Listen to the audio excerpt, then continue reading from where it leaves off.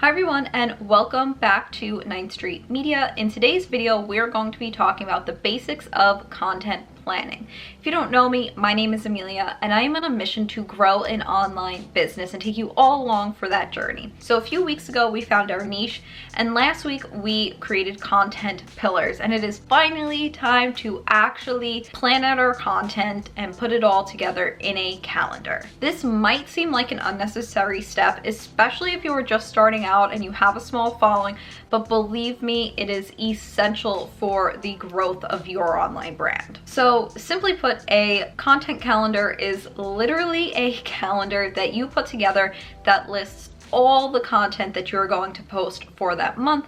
It is recommended that you create a content calendar 1 month in advance. So this just gives you time to brainstorm ideas, fully flesh out those ideas, and then create the high quality, engaging content that you need to grow your brand. So I'm going to walk you through the steps of how I do it. I like to do mine digitally in Airtable. Okay, now that I've been running this recording for 2 minutes and doing nothing but staring at myself, let us actually get into the purpose of this video, and that is how to actually plan your content. So I personally use Airtable. It's like simplified Excel, but also more fun and better. But if you'd rather actually like physically write out a calendar, that's fine. Or if you have another service that you want to use, totally fine. I should mention Airtable is free. There is a pro version for like other add-ons and stuff, but I've been able to operate everything through the free version. I've created this base called Content Calendar. And you will see I have 2 tabs up here. That one says video schedule and the other says all content. The all content one is broken up into all of my content across any platform and also a calendar view. The next step will be opening up the content pillar document so you can reference the post ideas that you have on there for actually plugging into your calendar. So I have that up. So you can see that I have it like video schedule is one of my main tabs, and these are all the YouTube videos that I am posting for July. I post every Sunday, so obviously the dates here are all the Sundays in July. I also have different just headers across here for things that I need when actually planning out a YouTube video. If you want me to go into details about how I like plan out a YouTube video from idea to posting, let me know in the comments below and I'd be happy to do that. But right now we're just really going to focus on the idea and the date that it's going to be posted. I then take all of this information, basically these 2 rows, and plug them into the grid of the all content. And then you can see I also included a content type because this is all the content and I need to know where I'm posting what. A Stay in the Life is a YouTube video, but I also have TikTok, blog, Pinterest, Instagram post, Instagram reel. I broke out the Instagram post and reel just for my own sake because it's just easier. My recommendation is that if you're just starting out or trying to better define your strategy, to just start with 2 to 3 sites. So mine are Instagram, YouTube, and TikTok, with hopes of a blog and Pinterest, which is why I have it listed here. Focusing on just a few social media sites will help you just not feel overwhelmed, because especially if you're just one person, it can be so much to create all these different pieces of content and figure out what's posting what, and also just so you can practice creating content. It is a skill. You know, some people it comes more naturally to others, but it can be awkward talking to the camera or just finding your branding style on social media. That's that. And then obviously the dates. And the status I have listed is not started, in progress, in queue, complete. I am thinking of removing the not started though, because it kind of seems like blank would just be not started to me. But and then I include this link here. So once the content is actually posted, I like to take that URL and paste it in here. So if I ever need to reference something, it's just all in one spot. I don't need to search for it. Now, there is this column called micro.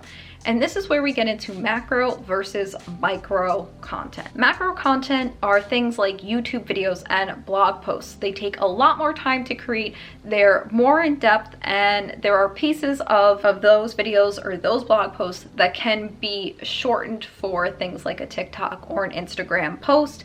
And then the micro content would be your TikToks, your Reels, your Instagram posts. So it's kind of what can you take from, we'll just use the example of a YouTube video because that is my macro content. What is the smaller pieces of content that you can take from this YouTube video to spread it over onto other platforms? There are ways to repurpose your content for other platforms, but I do want to note, even though I do repurpose, I also create original content for each platform because each platform does operate a little bit differently. I know there's this joke that Instagram just like copied Snapchat and then just copied TikTok, and they all do kind of blend together, but the aesthetics are a bit different, how the algorithm works is a bit different, what works on what platform is a bit different. That's my little speech about the different types of content. So if I look at my calendar here, you can see that all of them are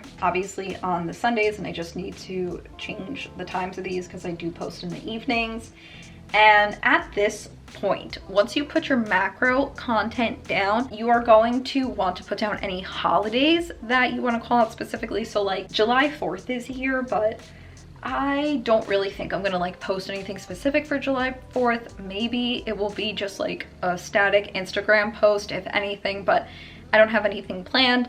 Other things you'll want to input now are any launches that you have coming up or collabs. So those are like the really important things that you need to make sure get on the calendar and you plan content for. But I don't have any of that stuff, so we're just going to focus on my macro content right now. So let's take this first video idea, day in the life working in social media. That's the YouTube video. In this micro column that I have, I am just going to list out all the ideas that I have of what can be pulled out of this to make other content surrounding it. So first, I am always going to put sharing posts. And to me, that means the content that like gets created is just from sharing the video. So I post on my personal Facebook, my Twitter, to Instagram stories, and also to Pinterest.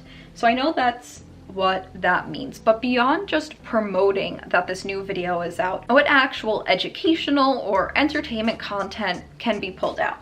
So if I think about it, I think I could do a time-lapse video with voiceover for TikTok, just briefly talking about my day, and I might add like a call to action of like full video on YouTube. Now I can take that idea and I still can do a time lapse on Reels, but what I think I really want to do is do an aesthetic workspace reset video. So right now that's what I'm thinking of for that. If I do redoing my Instagram, again, I am always going to write sharing posts, and then I can do I'm gonna call it a flip book. I don't really know what to call it, like a flip book on Reels using trending audio. So this is like redoing my Instagram until